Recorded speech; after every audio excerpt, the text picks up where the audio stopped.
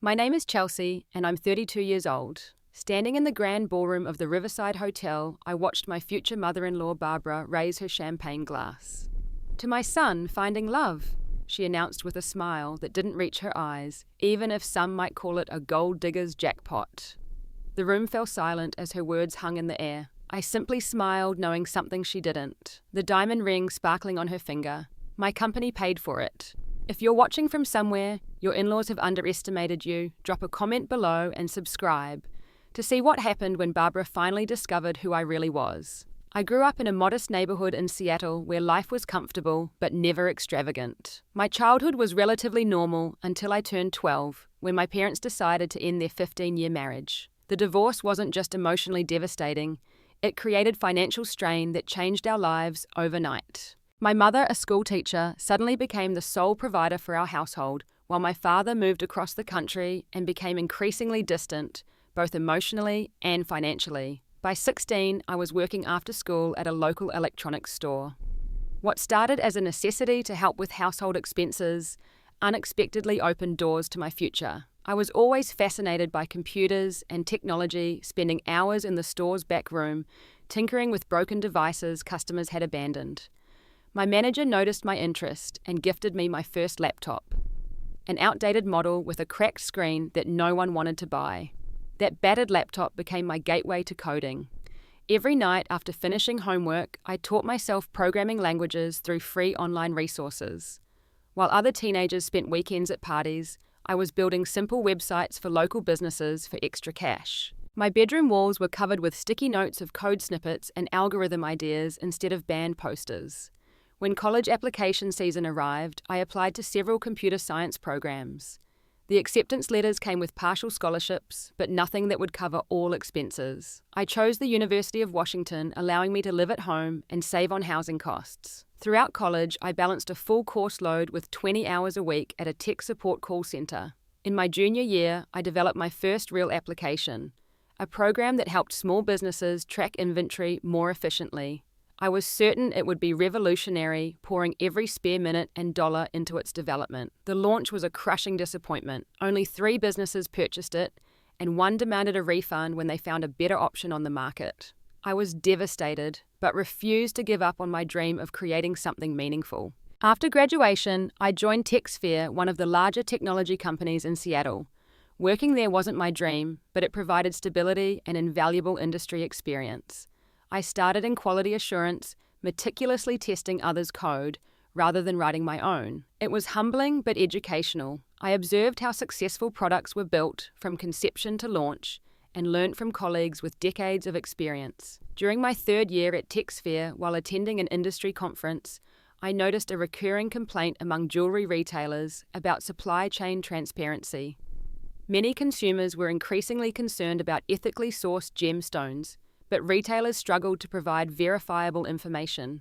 An idea sparked. What if there was a platform connecting ethical diamond suppliers directly with retailers, providing authentication and tracking from mine to market? I spent 6 months researching the diamond industry, identifying pain points, and developing a business plan. DiamondTech was born from countless late nights and early mornings working on my platform before and after my day job. Using my savings and a small loan from my mother, I launched the company with modest expectations. To my surprise, DiamondTech gained traction quickly. Independent jewelry designers appreciated the transparency and competitive pricing, while suppliers valued the direct connection to retailers. Within 18 months, we secured our first round of investment funding, allowing me to leave TechSphere and focus on DiamondTech full-time.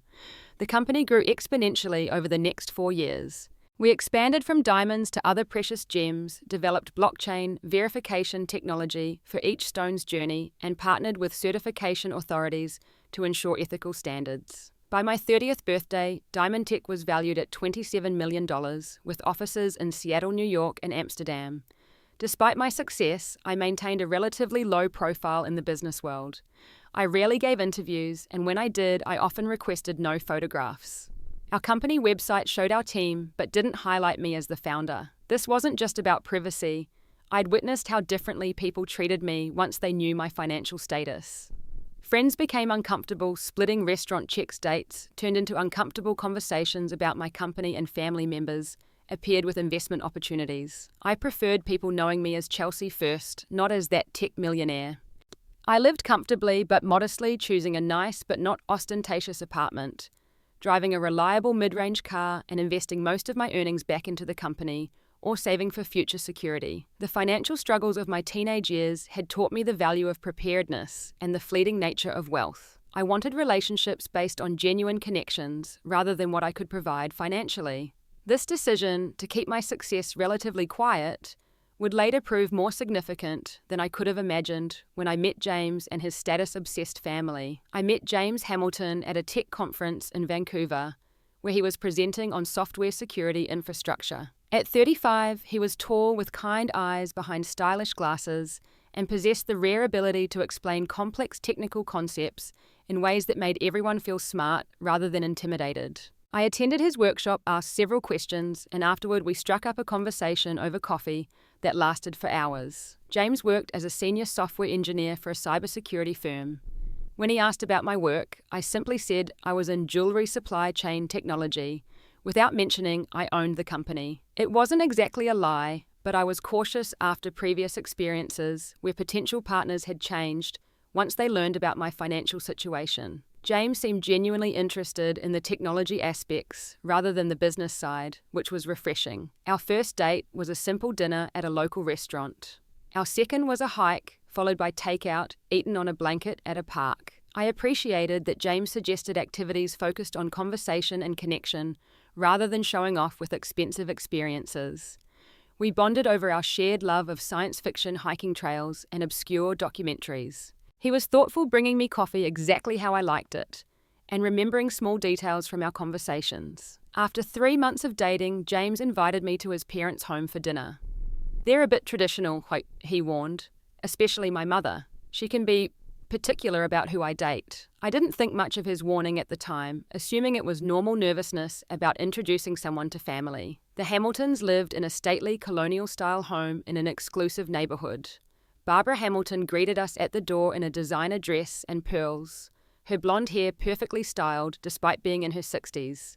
Her smile tightened noticeably when she shook my hand, eyes scanning my outfit. A simple but elegant dress I thought appropriate for the occasion. Chelsea works in tech like James, he explained proudly during dinner. How interesting, so, Barbara replied with a practiced smile. In what capacity, dear? I work with jewelry supply chains. I answered vaguely, ensuring ethical sourcing and transparency. So you're in sales, she pressed. Before I could clarify, she turned the conversation to their recent vacation in the Maldives and their country club's upcoming charity gala. Throughout dinner, she managed to reference their family's connections to local politicians, their vacation home in Aspen, and her involvement with several exclusive social committees. Gerald James's father was quieter but kindly. He asked thoughtful questions about my work and seemed genuinely interested in technology trends. While Barbara dominated conversation, I noticed he occasionally shot apologetic glances my way when his wife's comments veered toward condescending. This ring was Gerald's 20th anniversary gift to me. Barbara mentioned conspicuously extending her hand to display a large diamond. 4 carats, exceptional clarity. Our jeweler said it was museum quality. I recognized the cut and setting immediately. It was from Ellison's Jewelry, one of DiamondTech's earliest partners. If it was truly the quality she claimed, I could probably trace its exact origin in our system. However, I suspected Barbara was exaggerating its value, as I knew Ellison's pricing structure intimately. James's younger sister Rachel joined us for dessert, having arrived late from her job as an art teacher. Unlike her mother's formal demeanor, Rachel was warmly authentic, immediately asking about my interests beyond work. I instantly liked her, though I noticed how she seemed to physically diminish when Barbara criticized her impractical career choice. Rachel could have gone into law like her cousin Patricia, but she insists on teaching finger painting to children. Barbara sighed dramatically. I teach high school art history, Mother, Rachel corrected quietly. As the evening progressed, I began noticing patterns. Barbara subtly interrogated my background, asking about my parents' occupations, where I'd vacationed growing up, and which schools I'd attended. Each answer seemed to disappoint her, though she masked it with polite smiles. I caught her exchanging meaningful glances with Gerald when I mentioned my mother's teaching career. After dinner, while James helped his father with a computer issue, Barbara gave me a tour of the home, which felt more like an inventory of their possessions. The antique grandfather clock from London, the painting by a personally connected emerging artist, the crystal decanters that were impossible to find outside of exclusive auctions. James has always been drawn to intelligent women, Barbara mentioned as we examined family photos. His ex-girlfriend Amanda came from a wonderful family. Her father runs Pritchard Industries. They dated for 3 years, but sometimes timing isn't right. They still see each other at family functions since we're all in the same social circles. The message was clear: I wasn't from their world, and Barbara had someone more appropriate in mind for her son. Despite the uncomfortable undercurrents, I remained cordial.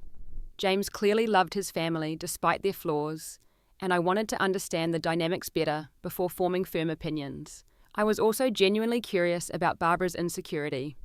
For someone so apparently confident in her social standing, she seemed remarkably threatened by her son's interest in someone outside their circle.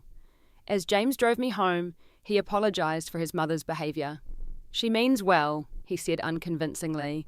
She just wants to make sure I'm with someone who fits into our family. And do I asked directly. He took my hand. You fit perfectly with me, and that's what matters. I decided to keep seeing James despite Barbara's obvious disapproval. I also decided to continue keeping my financial success private. Not just from his family, but from James too. If Barbara was concerned I was after James's money, I wanted to understand why that mattered so much to her and what it might reveal about the Hamilton family dynamics. Little did I know, this decision would lead to months of increasingly difficult encounters with Barbara, culminating in a confrontation that would expose truths about both of our lives that neither of us expected. My relationship with James continued to flourish, despite his mother's subtle campaign against me. We'd been dating for 5 months when the real trouble with Barbara began. What started as passive-aggressive comments during family gatherings evolved into something more deliberate and calculated. I discovered through casual conversation with Rachel that Barbara had hired someone to investigate my background. She's worried about gold diggers, Rachel confided, clearly embarrassed. She did this with James's last girlfriend too. Mom's obsessed with protecting the family's assets. The irony wasn't lost on me. Barbara was worried I was after James's money, when in reality my net worth likely exceeded the entire Hamilton family's combined. Still, I decided to maintain my cover, curious how far Barbara would go. She began orchestrating accidental run-ins with James's ex-girlfriend Amanda at family functions. Amanda was pretty in a conventional way, with an expensive education and the right social connections.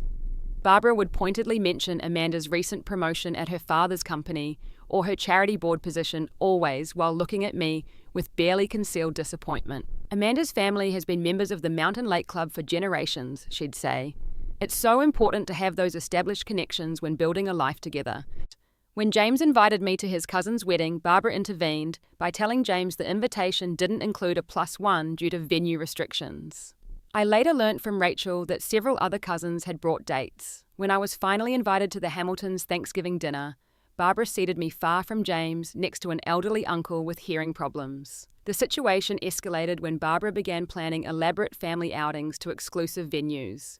Weekend trips to members-only ski lodges, reservations at restaurants with 3-month waiting lists, impromptu shopping excursions to designer boutiques. Each invitation came with a casual, "Don't worry if it's out of your budget, Chelsea, we understand." I played along, occasionally mentioning budget concerns to see how she'd react. Barbara would smile triumphantly, offering to help out in condescending ways. Once she even tried to slip me cash, as if I were a struggling college student rather than a successful business owner. During a family dinner, I intentionally wore a simple outfit and mentioned needing to be careful with spending that month. Barbara immediately launched into a story about how she'd started from nothing and built her life through smart networking and marrying well, implying this was advice I should follow. "Some people understand how to elevate themselves," she said pointedly. "Others remain comfortable with mediocrity." I later learnt from Rachel that Barbara's nothing had actually been an upper-middle-class upbringing in Connecticut. She'd briefly worked as a model in her 20s, but had never achieved the success she'd hoped for. Her elevation had indeed come through marriage to Gerald, whose family wealth came from a successful construction business his father had built. The hypocrisy was stunning. Barbara was essentially what she accused me of being, someone who had married into money rather than earning it independently, yet she viewed herself as entitled to that wealth and position while seeing me as an interloper. Things got worse when Barbara began actively trying to sabotage my relationship with James. She started calling him with emergencies when we had date nights. She'd schedule family obligations without checking his availability, then act hurt when he mentioned having plans with me. She began showing up unannounced at his apartment on weekend mornings when I was likely to be there. The situation reached a breaking point when I overheard Barbara on the phone with one of her friends referring to me as that fortune-hunting nobody James is wasting time with. She described me as desperately trying to climb the social ladder and probably after the family money. Rather than confronting her, I decided to do some research of my own. Through DiamondTech's records, I confirmed that the diamond ring Barbara so proudly displayed had indeed come through our supply chain. More interestingly, it wasn't nearly as valuable as she claimed. It was a good quality stone, but nowhere near museum quality, and definitely not worth what she implied. My curiosity piqued. I discreetly looked into some of the Hamilton family investments. To my surprise, I discovered that Gerald had invested in DiamondTech through his investment fund during our second funding round. He owned a small percentage of my company without realizing the CEO he'd invested in was his son's girlfriend. The irony was almost too perfect. The final straw came when Barbara invited James and me to dinner only to ambush us with Amanda's presence. I thought it would be nice to catch up, Barbara said innocently. Amanda's father and Gerald are working on a business venture together. Throughout dinner, Barbara highlighted every accomplishment of Amanda's while questioning my career choices. It must be difficult, she said with false sympathy, working for someone else with no real security or advancement potential. After that dinner, James was furious with his mother. I don't understand why she can't see how amazing you are, he said as we drove home. I'm going to talk to her about this behaviour. Don't, I suggested. It will only make things worse. She needs to come to her own realizations. What James didn't know was that I was developing a plan. Barbara had thrown down the gauntlet, and while I had no interest in petty revenge, I did believe in standing up for myself. The final catalyst came when I learned Barbara was pushing James to ask me to sign a prenuptial agreement that would be exceptionally unfavourable to me. Despite the fact he hadn't even proposed yet, Barbara clearly viewed me as a threat to the family's financial security. Soon she would discover just how mistaken she had been about who needed protection from whom. After 10 months together, James proposed during a weekend hike to our favourite lookout point.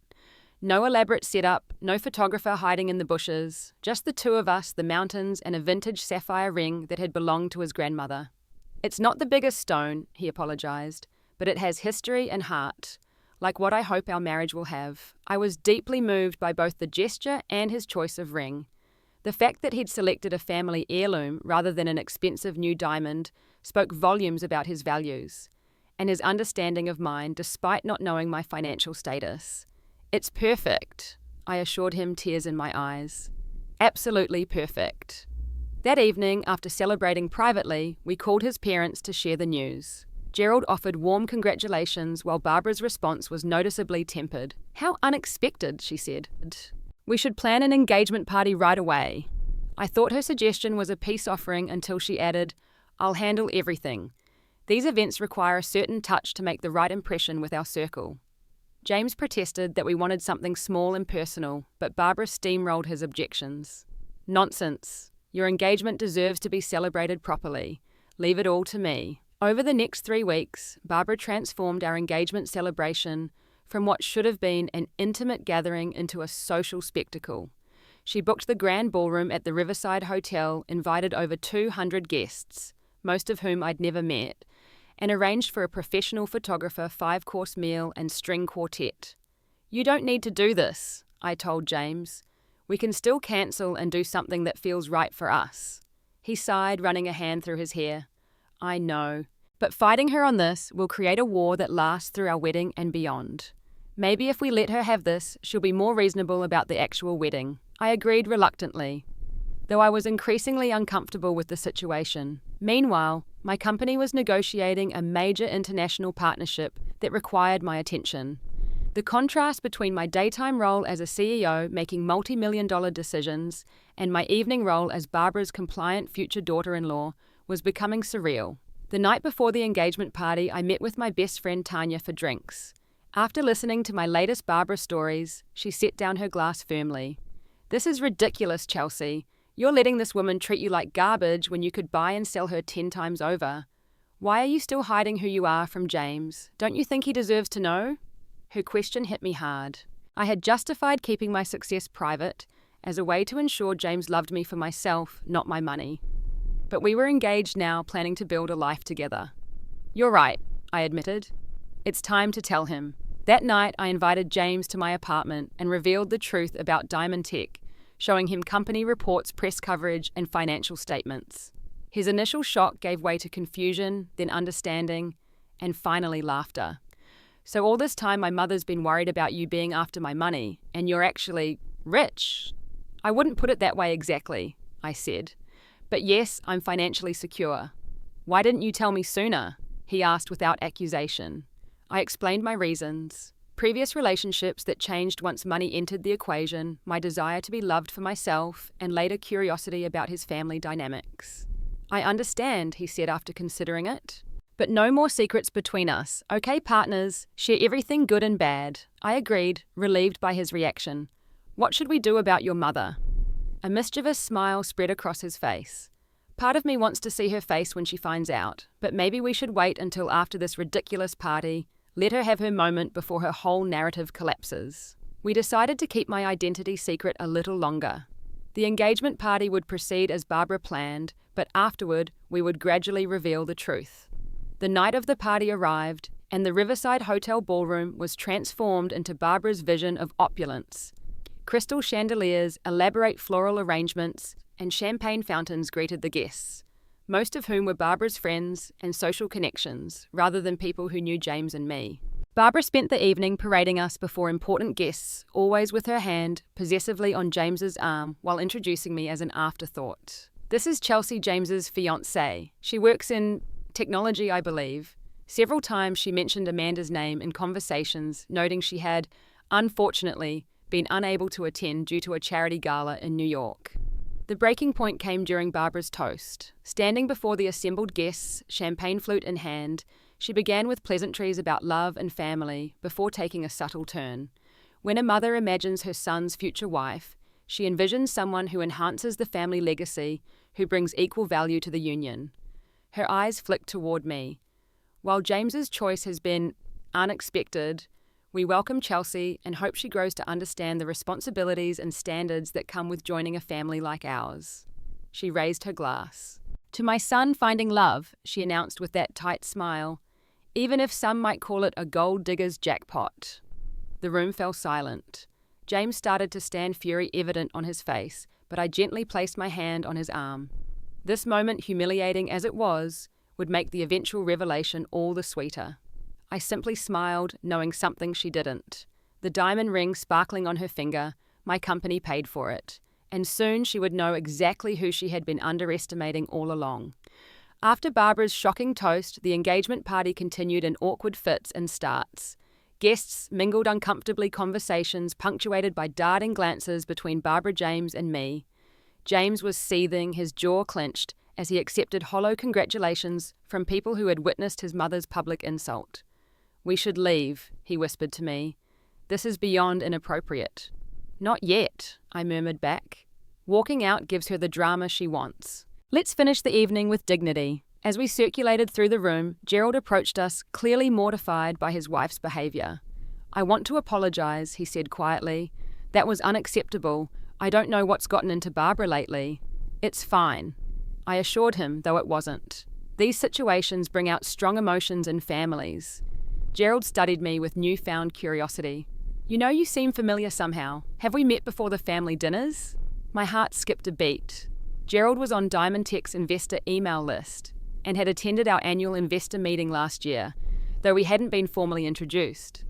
I'd presented our financial projections via video conference, and while I kept a low profile, it was possible he recognized me. "I don't think so," I replied carefully. "I have one of those faces people often think they know." He nodded slowly. "Must be it. Anyway, I hope you won't judge our entire family by tonight's unfortunate display." 2 days after the disastrous engagement party, Gerald called James requesting a private meeting with me. James was suspicious, but I agreed, curious about Gerald's intentions. We met at a quiet cafe downtown. Gerald appeared nervous, fidgeting with his coffee cup before speaking. "I saw you yesterday," he began without preamble.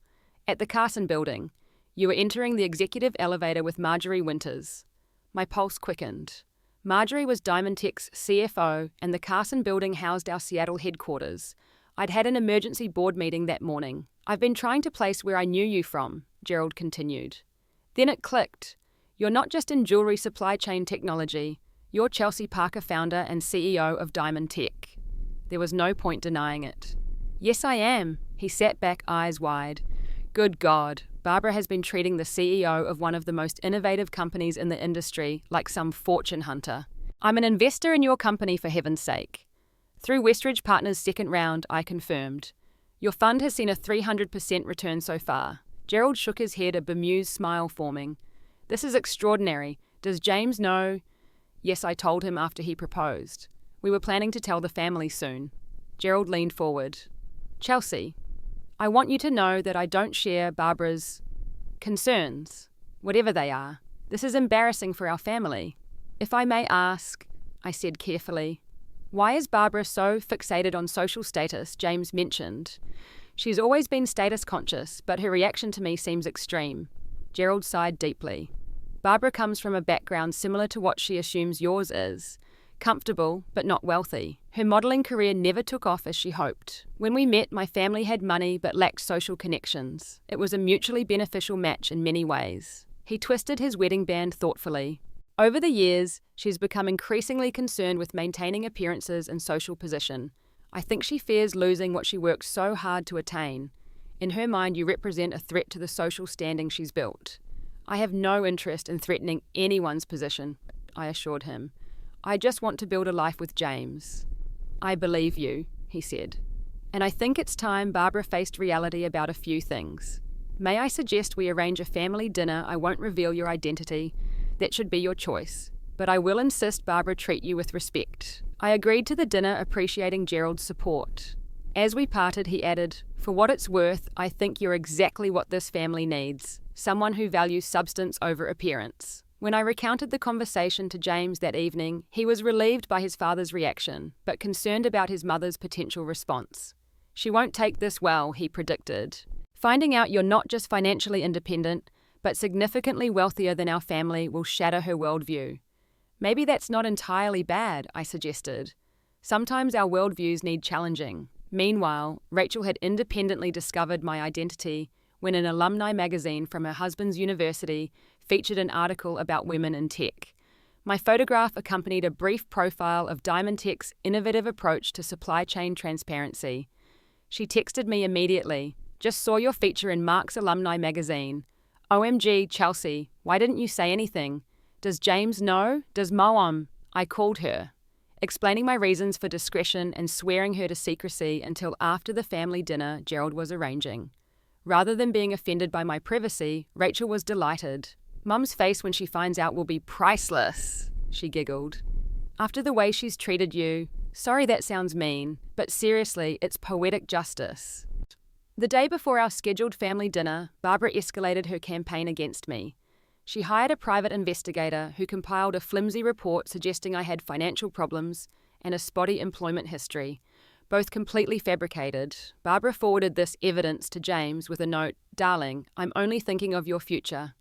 Please reconsider this engagement, or at minimum insist on comprehensive financial protection for yourself." James forwarded the email to me with a single comment, "Tomorrow will be interesting." That night, while preparing for the confrontation ahead, I discovered something unexpected while reviewing DiamondTech's historical client records. Barbara's prized diamond ring hadn't just come through our supply chain. The purchase had been financed through an installment plan. Gerald had paid for it over 18 months, contradicting Barbara's narrative about their limitless wealth and grand gestures. I wasn't planning to use this information. Exposing such personal financial details would be cruel and unnecessary, but it confirmed what I'd suspected. Much of the Hamilton family's social facade involved careful image management rather than actual unlimited wealth. As I dressed for dinner the next evening, I chose a simple but impeccably tailored dress and the minimal jewelry I typically wore, a far cry from Barbara's showy diamonds and designer labels. My strength had never come from outward displays of wealth, and I wouldn't start now even in confrontation. Whatever happened at dinner, I was determined to handle it with grace. This wasn't about humiliating Barbara, but about establishing truth and mutual respect as the foundation for my future with James and his family. The family dinner Gerald arranged was set in the private dining room of Ellison's, ironically the very jewelry store that had sold Barbara her precious diamond ring through my company's supply chain. Gerald had suggested the venue unaware of the connection, and I hadn't objected. There was a certain poetic symmetry to the location. Barbara arrived impeccably dressed in a designer ensemble diamonds, glittering at her ears, neck, and wrists. She greeted me with cold politeness, clearly convinced this dinner would somehow lead to the end of my relationship with James. Rachel and her husband Mark joined us, along with James's older cousin Philip and his wife Susan, witnesses Barbara had likely invited to maximize my embarrassment. The first course had barely been served when Barbara launched her attack. "Before we get too comfortable," she announced, setting down her fork, "there's something important the family needs to discuss." She turned to James. "Darling, I've discovered some concerning information about your fiancé's background." James exchanged a glance with me before responding calmly. "What kind of information, Mother?" Barbara withdrew a folder from her handbag. "I've taken the liberty of having Chelsea investigated.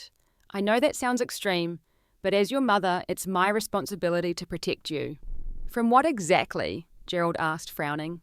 "From someone who isn't being truthful about her circumstances." Barbara slid the folder toward James. "Chelsea has misrepresented her employment history, has substantial debts, and appears to be living beyond her means. Classic signs of a gold digger targeting a wealthy family." The table fell silent. Rachel stifled a smirk behind her napkin, while Gerald looked increasingly uncomfortable. "That's quite an accusation," I said quietly. "It's not personal," Barbara insisted with false sympathy. "It's simply about protecting our family's interests. James has significant assets to protect." "You mean your assets," James corrected, "which you're oddly preoccupied with for someone who claims to only care about my happiness." Barbara ignored him, turning to address the table. "I believe in being direct. Chelsea clearly sees James as her ticket to a lifestyle she couldn't otherwise afford." She gestured broadly, diamond ring catching the light. "Not everyone can earn the finer things in life. Some try to marry into them instead." She picked up her wineglass, studying the ruby liquid. "Take this ring, for example. Gerald gave it to me on our 20th anniversary. A 4-carat diamond of exceptional quality. Chelsea, darling, have you ever even held something so valuable?" The moment had arrived. I could feel James tensing beside me, ready to defend me, but I placed a calming hand on his arm. This was my battle to fight. "Actually, Barbara," I said, removing my phone from my purse, "I'm quite familiar with that particular diamond." Barbara's expression flickered with confusion. "What do you mean?" "May I see your ring more closely?" I asked. Hesitantly, she extended her hand. I examined the ring briefly, then opened an app on my phone, entering a series of numbers barely visible on the band. "Barbara, did you know that ethical diamonds can now be traced from mine to market every stone in a certain quality range has a unique identifier?" "What are you doing?" she demanded as I turned my phone screen toward her. "Accessing the DiamondTech database," I explained calmly. "Your diamond was sourced from a mine in Botswana in 2015, certified by the International Gemological Institute, and sold to Ellison's Jewelry in 2017. It's a VS2 Clarity Good Cut, 3.8 carats. Not quite the 4 carats you've claimed. Market value at purchase was approximately $28,000, not the priceless value you've suggested to your friends." Barbara's face paled. "How could you possibly know that?" "Because DiamondTech processed and tracked that diamond." I met her gaze steadily. DiamondTech, the company I founded 8 years ago and continue to run as CEO. The company currently valued at just over $30 million, with offices in 3 countries, and partnerships with 67 jewelry retailers, including Ellison's, where we're sitting right now. The silence that followed was absolute. Barbara's mouth opened and closed without producing sound. Philip and Susan exchanged shocked glances while Rachel beamed proudly. "You're the CEO," Barbara finally managed. "Founder and CEO," I corrected gently. "I've built my company from the ground up. No family money, no shortcuts. Just hard work, innovation, and a good team." "But you said you worked in jewelry supply chains." I do. I lead one of the most innovative jewelry supply chain technology companies in the industry. But you never mentioned that I was the owner, no. I prefer to be known for who I am, not what I own. Something you might want to consider, Barbara. Barbara's face flushed with anger and embarrassment. This is absurd. You've been deliberately misleading us, playing some sort of game. Not a game, I countered. A test, perhaps, to see if I would be welcomed into your family based on my character or rejected based on my perceived bank account. A test you engineered to humiliate me, Barbara accused. No, Barbara. A test you created yourself through your assumptions and judgments. Gerald cleared his throat. Barbara Chelsea is telling the truth. I've known for a few days now. I'm actually an investor in her company through Westridge Partners. You knew, Barbara turned to her husband, betrayal in her eyes. And you didn't tell me. It wasn't my secret to share, Gerald replied firmly. And frankly, after your behaviour at the engagement party, I thought you needed to learn this lesson. James took my hand, addressing his mother directly. Mum, I've known since before the engagement party. Chelsea told me everything after I proposed. We decided not to correct your misconceptions immediately, because honestly, your behaviour was so inappropriate. We wanted you to face the consequences. So this entire evening was orchestrated to make me look foolish. Barbara's voice trembled with indignation. No, Mother, Rachel interjected. This evening was orchestrated to make you see the truth. You've been awful to Chelsea from day one, because you thought she wasn't good enough for our family. Turns out we're probably not good enough for her. That's not true, I said quickly. This isn't about who's good enough for whom. It's about respect and seeing people for who they truly are, not what they own or where they come from. Barbara stood abruptly. I don't have to sit here and be ambushed like this. Gerald, we're leaving. To everyone's surprise, Gerald remained seated. No, Barbara. For once you're going to stay and listen. I've spent 38 years following your lead on social matters, supporting your need to climb every ladder and impress every person with our supposed importance. I'm done. Chelsea has shown more grace, dignity, and genuine success in one evening than you've managed in decades of social climbing. Barbara stared at her husband in shock. How dare you speak to me that way? It's long overdue, Gerald replied calmly. Sit down, Barbara. You've created this situation. Now you need to face it with whatever dignity you can muster. For a moment, it seemed Barbara might collapse. Instead, she gathered herself, slowly returning to her seat. Fine. I suppose I deserve to hear whatever else you all have planned for this public flogging. This isn't about punishing you, James said gently.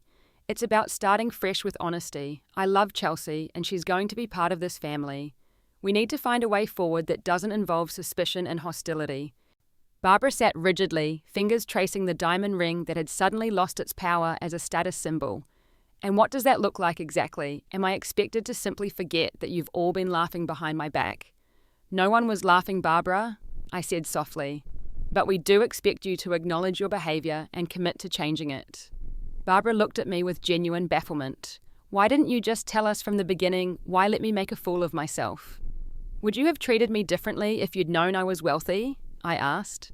Because that's exactly the problem. People shouldn't be valued based on their bank accounts or social connections. Barbara had no response. For perhaps the first time in her adult life, she was completely out of social ammunition. James squeezed my hand under the table, a silent acknowledgement of support. The confrontation had gone better than we'd expected. Not because Barbara had accepted the truth gracefully, but because Gerald had finally found his voice. The dinner concluded in strained politeness. Barbara barely spoke, processing her new reality. As we prepared to leave, she approached me stiffly. I suppose I owe you an apology. She said the words clearly difficult for her. My behaviour has been inappropriate. It wasn't much, but it was a start. I nodded acceptance of her limited apology, understanding that real change would take time, if it came at all. As James and I left the restaurant, he whispered, that was either the end of my relationship with my mother or the beginning of something new. I'm not sure which. Give her time, I advised. Having your worldview shattered isn't easy. What neither of us knew then was that Barbara's journey from that night would take unexpected turns, ultimately leading to a transformation neither of us could have predicted. The weeks following our confrontational dinner were predictably tense. Barbara retreated from family gatherings, declining invitations, and offering vague excuses about prior commitments. James tried calling several times, but their conversations remained superficial and brief. Gerald reported that Barbara spent hours alone in her study, unusually quiet and reflective. "She's wounded," Gerald explained during a lunch with James and me. "Not just embarrassed, but genuinely questioning everything she's built her identity around. It's painful to watch, but maybe necessary." James and I proceeded with wedding planning, choosing a date 6 months out and a venue that reflected our shared values, a restored historic library with proceeds supporting literacy programs. We decided on a moderate-sized celebration with people who truly mattered in our lives, rather than social connections to impress. 2 weeks after our wedding, which Barbara attended but remained subdued throughout, she appeared unannounced at my office. My assistant's wide eyes as she announced, "Mrs. Hamilton is here to see you," conveyed her surprise. Barbara entered my office hesitantly, taking in the simple but elegant space, with its floor-to-ceiling windows overlooking the Seattle skyline. She seemed smaller, somehow, less imposing in a simple blue dress with minimal jewelry. "Thank you for seeing me without an appointment," she began, perching on the edge of a chair. "I've been working up the courage to have this conversation." I offered her coffee, which she accepted with uncharacteristic gratitude. For a moment, we sat in awkward silence before she spoke again. "I owe you a real apology," she said finally. "Not the pathetic excuse for one I gave at the restaurant. I've had weeks to reflect on my behavior, and I'm ashamed." The vulnerability in her voice was startling. This wasn't the carefully constructed Barbara I'd come to know. "I judged you based on assumptions that said more about my insecurities than your character," she continued. "I was terrible to you, and you handled it with more grace than I deserved." "Thank you for saying that," I responded. "But I'm curious what brought you to this realization now." Barbara set down her coffee cup carefully. "After that dinner, I couldn't stop thinking about something you said, about people being valued for who they are, not what they own. It made me question why I've spent decades defining myself and others by external markers of success." She smoothed her skirt, gathering thoughts. "I grew up in a family that struggled financially. My father lost his job when I was 12, and we went from comfortable to barely scraping by. The other children were cruel about my second-hand clothes and our downsized house. I promised myself I'd never be vulnerable that way again." "So you built security through social status," I observed. "And marriage," she admitted. "Gerald was kind and financially stable. I convinced myself that social climbing was about securing our family's future, but honestly, it was about proving my own worth to people who'd dismissed me years ago." Her candor was unexpected. "That must have been painful for you as a child." "It was, but it doesn't excuse how I treated you. Somewhere along the way, I became exactly like the people who had hurt me, judging others based on superficial criteria, desperately afraid of losing position." She looked directly at me. "When I discovered who you really were, I was humiliated, yes. But more than that, I realized I'd become someone I never intended to be, someone my younger self would have despised." "That's a difficult realization," I acknowledged. "It's been transformative," she admitted. "Gerald and I have had more honest conversations in the past month than in years of marriage. He's shared feelings and frustrations I never knew he had. I'm learning to actually listen instead of planning the next social maneuver." She hesitated before continuing. "I don't expect instant forgiveness, Chelsea. I know rebuilding trust takes time, but I hope you'll give me the opportunity to be the mother-in-law James deserves and the person I should have been from the beginning." "I appreciate your honesty, Barbara. That's a good place to start." She nodded, then reached into her purse and withdrew a small velvet box. "I brought something. A peace offering, I suppose." Inside was her diamond ring, the one she'd flaunted so proudly. "I don't understand," I said. "I'd like to donate this to that charity your company supports, the one that funds women's entrepreneurship in diamond-producing regions. It seems fitting that something I used as a status symbol could help women build their own security." I was genuinely moved by the gesture. "That's incredibly thoughtful." "It's a small step," she said, "but I'm trying to align my actions with better values." She paused, uncertain. "I was also wondering if your offer still stands." "What offer?" "At the wedding, you mentioned your company runs workshops for women starting businesses. I've been thinking perhaps I could volunteer. I don't have your technical expertise, but I do know about marketing and networking, the legitimate kind that builds real connections, not just social leverage." The request surprised me. "You want to work with female entrepreneurs?" I've spent decades learning how systems of privilege operate. Maybe that knowledge could help women navigate obstacles I helped maintain. It would be redemptive somehow. I considered her request. Barbara had skills and connections that could genuinely benefit the women in our program, and her willingness to contribute suggested a sincere desire to change. I think that could be arranged, I said. We have a mentorship program starting next month. It requires real commitment. Weekly sessions with the entrepreneur's homework work review progress tracking. I want that, mate, she said firmly. Something substantive, not just a symbolic role. We spent the next hour discussing the program details. Barbara took notes, asked thoughtful questions, and demonstrated unexpected enthusiasm. As she prepared to leave, she paused at the door. James doesn't know I came today, she admitted. I wanted to address this with you directly without him mediating. Would you mind if I invited you both to dinner next week? A fresh start of sorts. I think we'd like that. I agreed. Over the following year, Barbara's transformation proved genuine and lasting. She became one of our program's most dedicated mentors, using her social network to create opportunities for female entrepreneurs rather than personal advancement. She scaled back her country club involvements, redirecting her energy toward community foundations, addressing poverty and educational access. Most importantly, her relationship with James evolved from controlling to supportive. She learned to appreciate him for his choices rather than how they reflected on her. When he decided to leave his corporate position to join a startup developing sustainable technology solutions, she was genuinely encouraging despite the financial uncertainty it entailed. As for my relationship with Barbara, we would never be best friends, but we developed a mutual respect that surprised us both. The woman who once called me a gold digger became someone who valued substance over appearance, contribution over acquisition. A year and a half after our confrontation, James and I announced we were expecting our first child. Barbara's joy was genuine and uncomplicated by concerns about legacy or appearances. She immediately offered practical support rather than taking over asking what we needed instead of imposing her vision. I've been thinking about what to be called as a grandmother, she mentioned during a family dinner. Not grandmother, too formal. Maybe Grammy or Nana. What about just Barbara, Gerald suggested. You always said traditional grandmother names made you feel old. She laughed. A genuine, unguarded sound that had become more common. I think I've earned the right to embrace a new stage of life honestly. Nana feels right. As I watched her interaction with James and Gerald, I reflected on our journey. The woman who had once judged me for my perceived lack of status now championed other women's economic independence.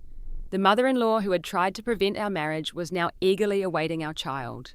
Sometimes the greatest wealth isn't what's in your bank account, but the wisdom to know when to fight back and when to forgive. The most valuable things in life, integrity, growth, genuine connection, can't be purchased or inherited. They must be earned through difficult conversations, painful self-reflection, and the courage to change. Have you ever had someone misjudge your worth or potential? How did you handle it?